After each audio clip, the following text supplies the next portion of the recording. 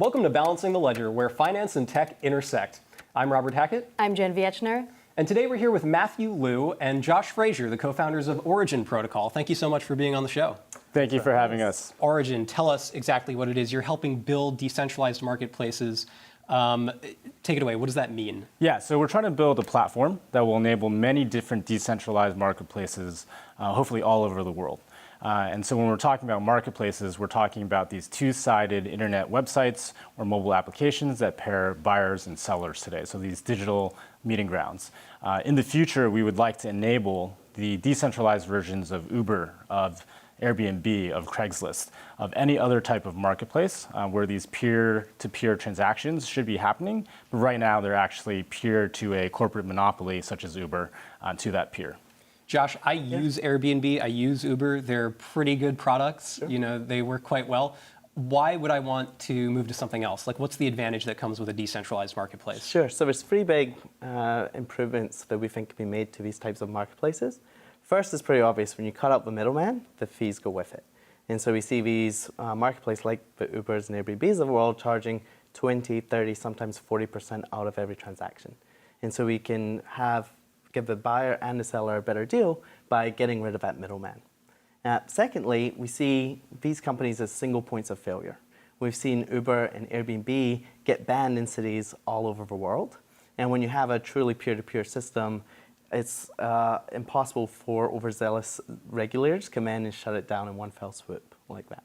And lastly, we've got 2 billion people on this planet who are not welcome on those platforms because they don't have credit cards, they don't have bank accounts. And so cryptocurrency enables us to open this up to anyone who has an inexpensive Android phone. And for billions of people on this planet, the very first digital marketplace of any kind they're ever going to use is going to be built on a peer-to-peer system, something like Origin.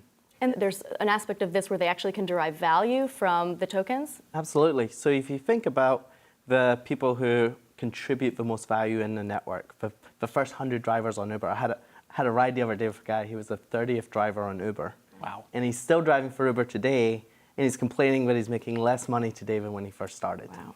And when Uber finally IPOs for billions of dollars, that guy's not going to see a single penny. And we don't think that's right. And when we think about how do we create the right incentives to go up against these multi-million, multi-billion-dollar companies, the solution is giving the participants, the early users, a stake in the network. And we can do that with our token and reward those early participants for their part in growing the network and inviting their friends and making it all a success. And you already have some indications of interest from potential customers or startups that want to use Origin. Tell us a little bit about how that's going to work, how they're envisioning it. Yeah, today we have over 40 companies that have signed letters of intent planning to build on top of the Origin platform. So again, we're building developer tools, and we want to empower anyone who wants to create their own decentralized marketplace to be able to do that in a very easy and seamless way.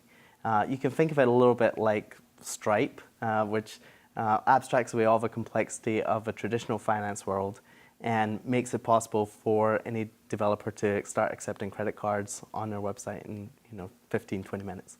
In the same way, we're abstracting that away, but abstracting away the blockchain and all the complexity there. So like I said, we have over 40 companies that have committed to building on the platform, and we're planning to continue to work with more. And these are across all different types of verticals, from home sharing to ride sharing to service marketplaces.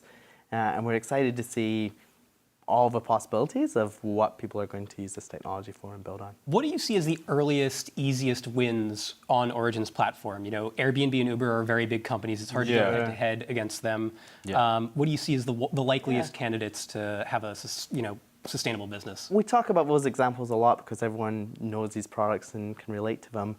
What we think is more likely is not Uber in San Francisco. What about Uber in Argentina where Uber is banned, right? Or Airbnb in a city where Airbnb has been banned. We also think, again, emerging markets are huge for us. We've got billions of people who aren't able to use these existing marketplaces, but they will be able to get started on this new peer-to-peer marketplace that's empowered by Origin. Do you think you'll have an easier time persuading regulators of those countries to let you guys in versus Uber?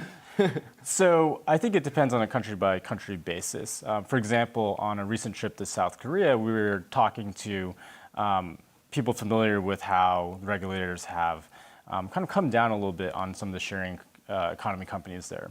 And the reason there is that there are a lot of these small businesses. So there's individual taxi owners, there's boutique hotel owners, boutique home sharing owners that have kind of formed this web of business in South Korea. And so when Uber comes in or when Airbnb comes in as this monopolistic power, there are a lot of people that are afraid they're going to take away business from the little guys. However, if you actually build a peer-to-peer decentralized marketplace, it actually becomes an empowering thing for these small businesses. These small businesses are able to get more coverage, more visibility in the market without having that centralized middleman take their 10, 15, 20, 30% fee. Without them imposing their arbitrary rules and regulations on these companies. And I think it actually creates a much larger pie for everyone, and it creates this ability to have free, open, transparent commerce. And I think that's great for these markets where regulators have already come down hard. And I think that over time, we'll see some of these businesses actually embrace this decentralized vision we're talking about. Do you think the companies that are going to succeed with that model are going to be new startups that are seeking to displace companies like Uber and Airbnb, or could we see some of those big incumbents start to use blockchain technology and integrate it into their businesses? We're seeing a little bit of both. So we're seeing a lot of new companies that are native to blockchain, just getting started, doing their own ICOs. And we think that's actually terrific, right? Because it takes a lot of money and marketing dollars to create a two-sided marketplace. In fact, these companies have been able to go out and raise, in some cases, tens of millions of dollars for their own projects. That's great because every new user on one of these marketplaces is also a new user for Origin. So we're very happy about that.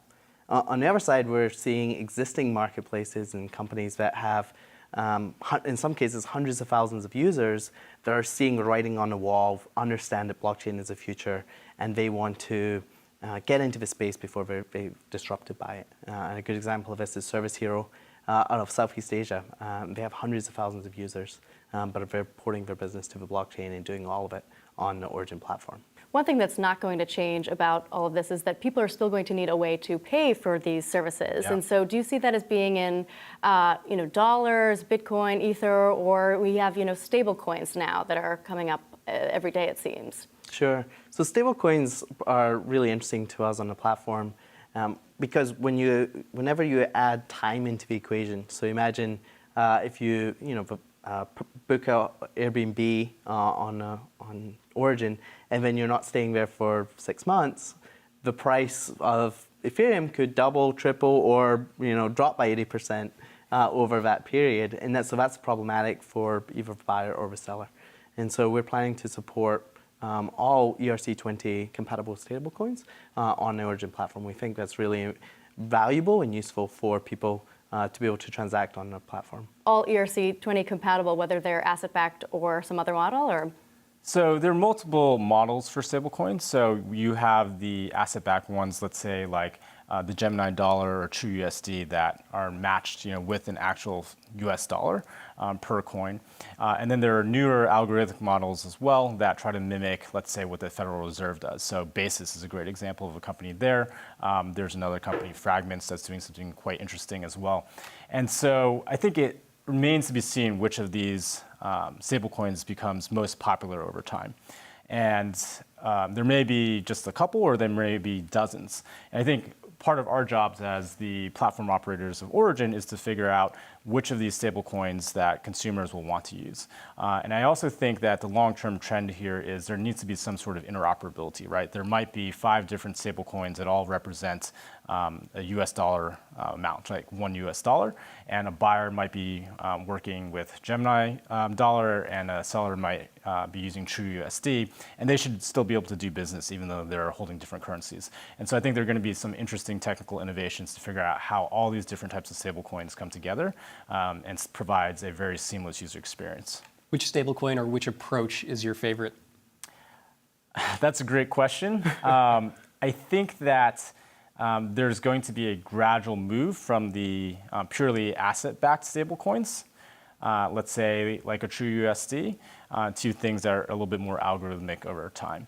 And I think part of the reason that we want to see that is these early versions are much more similar to existing financial systems. So something that's very similar to the US banking system versus some of the algorithmic stuff. If it works in the future, it can actually truly create a decentralized form of money that's used worldwide that doesn't really need the permission of local governments or banks, and that can really be driven by the supply and demand of its users.